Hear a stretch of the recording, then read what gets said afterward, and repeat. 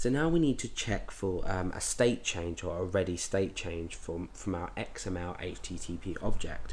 So we say XML HTTP dot on ready state change, and then we equal this to a function. So so basically based on this event, we create a new function, and then inside here we can start checking our ready state and our status of our request.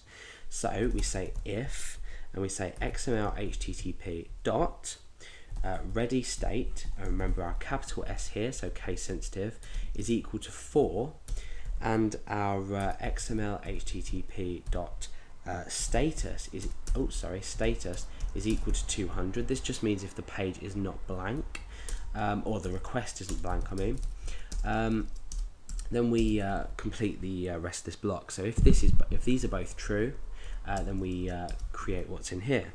So now under our insert field, if you like, here we're typing our the value that we want to insert into our database.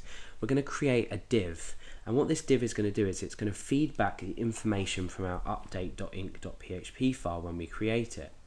And the reason for this is when we've inserted the data, we're going to tell the user that the data has been inserted. But because we're doing this without refreshing the page, we want to give a confirmation message inside a div. So I'm going to call this div. I've created the structure for the div here. We don't need to put anything in here at the moment, well, at all. I'm going to call the div message. So this is just going to feed back information from our request, our Ajax request, and the output in update.inc.php is going to be put into this div. So hopefully that makes sense. Otherwise, continue to follow along and see what you think.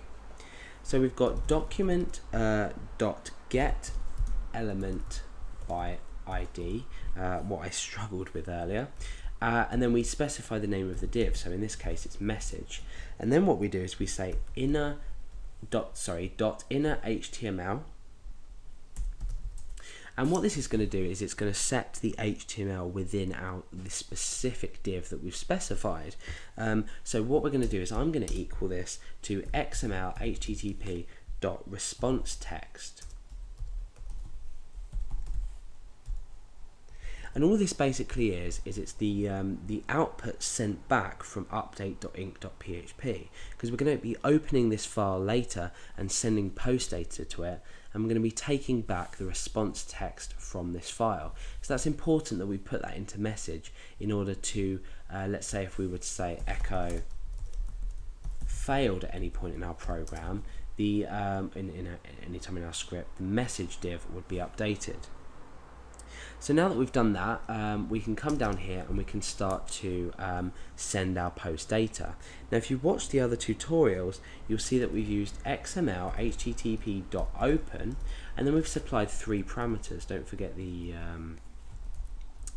semicolon at the end.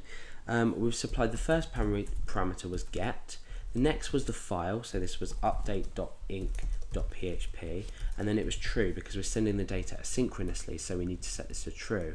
It's actually true by default, but I tend to put it in anyway just to ensure that it's there, etc, etc, etc, just for my own peace of mind.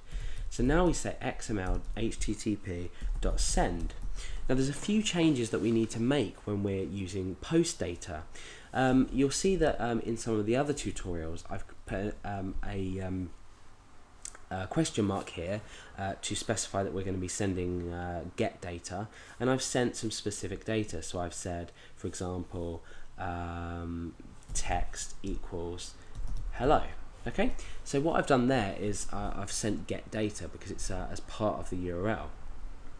So let's go ahead and test this so we can see that everything's working with regards to the Ajax. So at the moment, what this Ajax will do is it will open this update.inc.php file, and it will pass through a variable called text, which is a get variable with the value hello.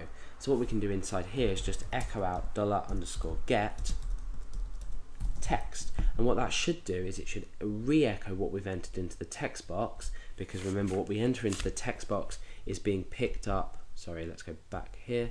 What we enter into the text box will be picked up eventually by this. So this will equal hello just for now, and it will put that into our message div down here, as I explained earlier.